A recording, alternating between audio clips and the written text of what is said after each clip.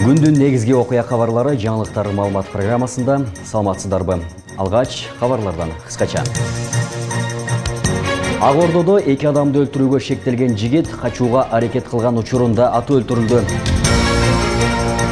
Ош Сила фиктивдүү лотереясын түзүү менен алдамчылык схемасын уюштургандар аныкталды. Өлүм жазасын кайтаруу боюнча мыйзам долбоору коомдук талкууга коюлду. Ошто кытайлык дарыгерлер көз ооруларына акысыз операцияларды жүргүзүп жатат.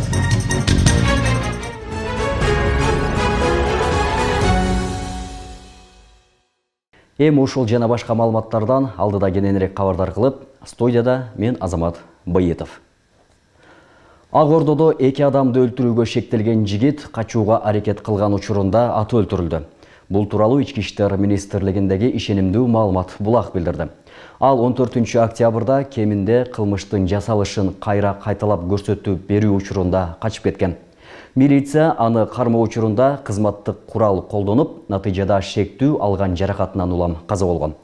Кызматтык иликтөө жүргүзүлүүдө. Министрлик анын жыйынтыгы боюнча толук маалымат берүүнү убада кылды.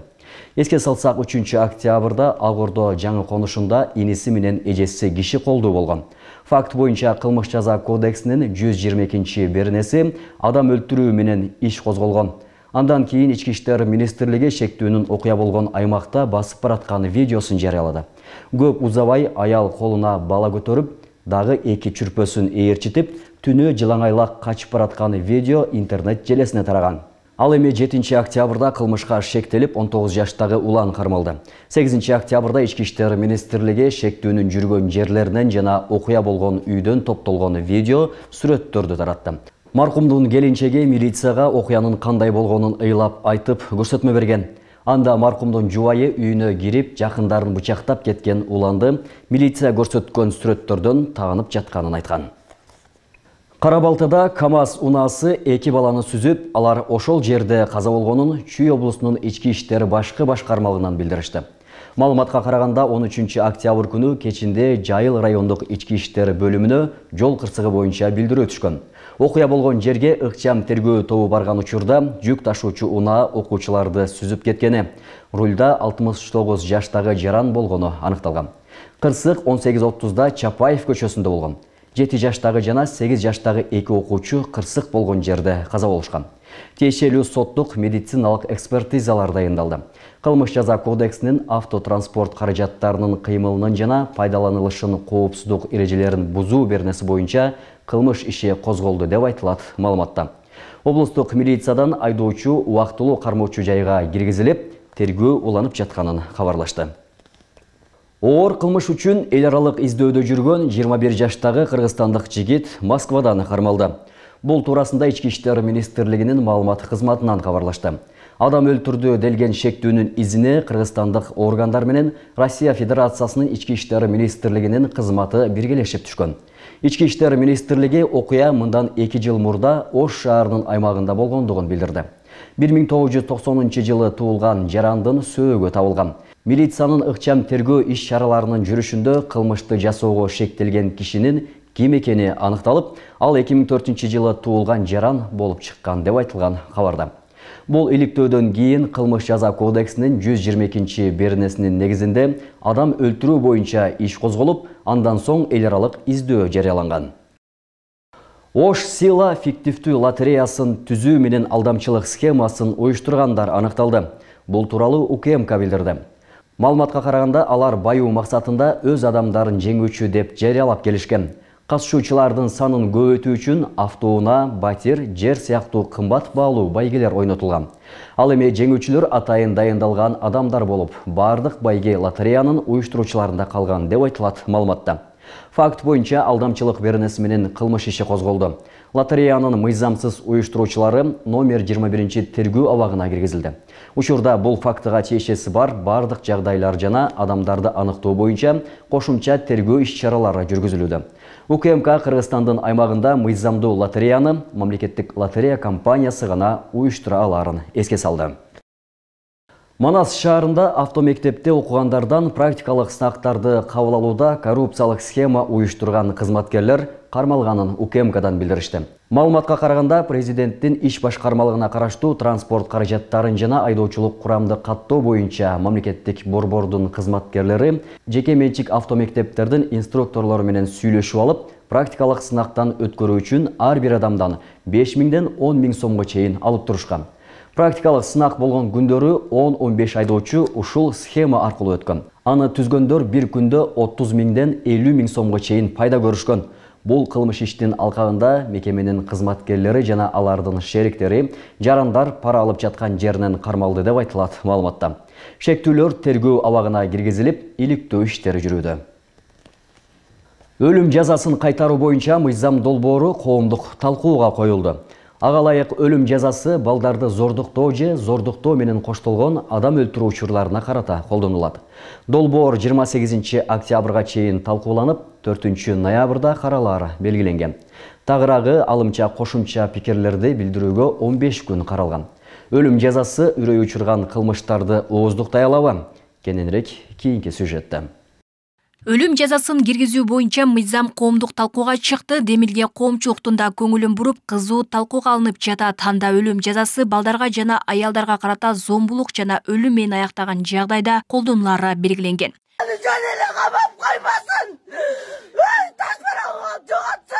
Өлүм жазасы 17 жаштагы Айсулуу Мукашеванын өлүмүнөн кийин актуалдуу көтөрүлүп, президент тарабынан сунушталган. Бул кадам менен үрөй учурган окуяларды ооздуктоо максатталууда. Деген менен юрист Асылбек Кунгуров сот системасын оңдобой туруп, өлүм жазасын киргизүү эрте деген пикирде. Көбүн эсе коомчулуктун, жарандардын баягы массалык реакциясынан келип чыкты деп эсептейм. Бирок экинчи жагы бар. Экинчи жагы бул ошол өлүм жазасыны дайындай турган органдар. Бул сот системасы. Эң негизги тобокелчилик ушул соттордун баягы каталыктарынын, ката чечимдерди кабыл алып коюшунун, биздин сот системасынын баягы көз каранды орган, система экендигин эске алганда ушундай тобокелчиликтер бар.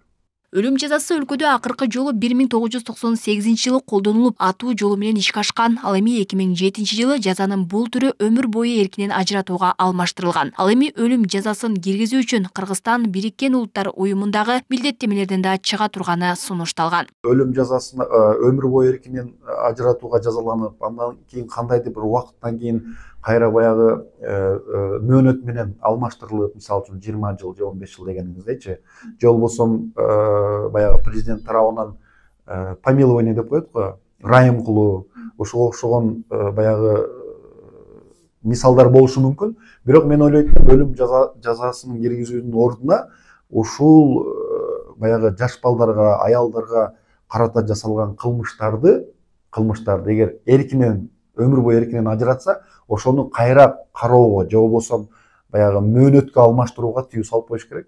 Соңку окуялардан кийин өлүм жазасын киргизүү муктаждыгы айтылып, кубаттагандар да арбаган. Алсак 2021 жылдан бери өлтүрүлгөн, зордукталган аялдардын, балдардын саны 178ге жеткен. Акыркы окуяларга салыштырганда мына канча кыздар өтүп кетти. 12 жыл башта өтүп кетти, азыр өтүп кетти. Мына сөз киргизиш керек. Мындан мукач адамдарга коомдун зыра сабыш керек да. Иш керек деп ойлойм. Себеби кыздар ушундай кордолуп аткан болсо, мен мындай карап туруп эмес го деп ойлойм. Ошол зөкүрлөргө кайра бербейби? Катуу жаза колдонбосо. Максимальный жаза чарасы жок болуп атат. Бизде азыр соттолот. Соттолсо канча 14 жылга соттолот.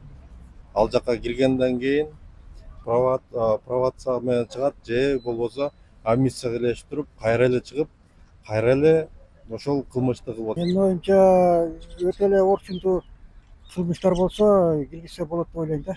Себеби ансыз эч бир бул нерселер токтобойт окшойт.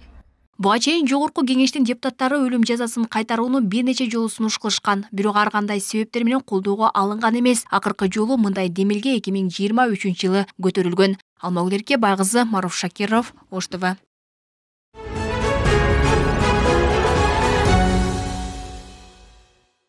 Ошто кытайлык дарыгерлер көз ооруларына акысыз операцияларды жүргүзүп жатат. Алар облустук клиникалык ооруканада бейтаптарды текшерип, керектүү учурда катаракта жана глаукома оорусуна операция жасашат. Жалпы 11 дарыгер экспресс ден соолук жаркын саякат долбоорунун алкагында келген.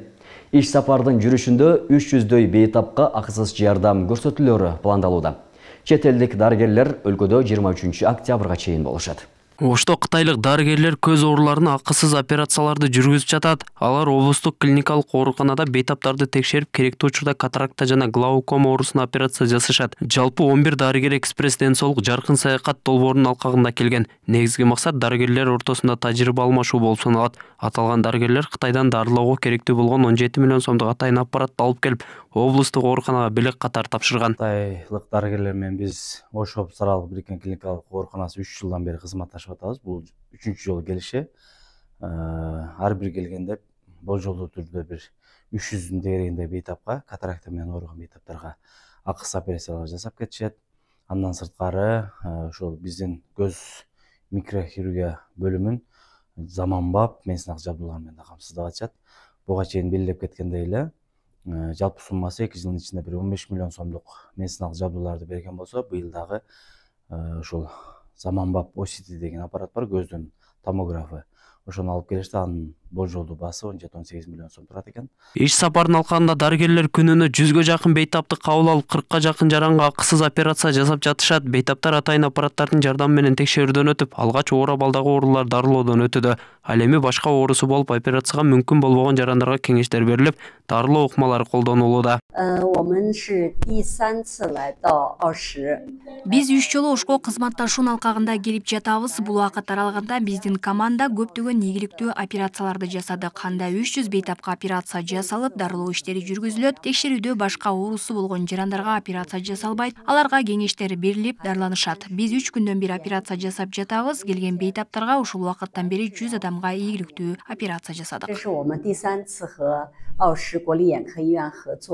Кытайлык көз дарыгерлер Ошко 3 жылдан бери байма-бай келип турушат. 2023 жылы Бишкек жана Ош шаарларында жалпы 600 операция пландалып, анын ичинен 300 операция Бишкекте, ал эми 338 Ошто ийгиликтүү жасалган. Ал эми өткөн жылда 237 бейтап катаракта боюнча операция болгон. Быйылкы жылы жалпы 300 бейтаптык катаракта, 30 бейтаптык глаукома боюнча операция кылуу пландалууда. Чет элдик дарыгерлер өлкөдө 23 октябрга чейин болушат.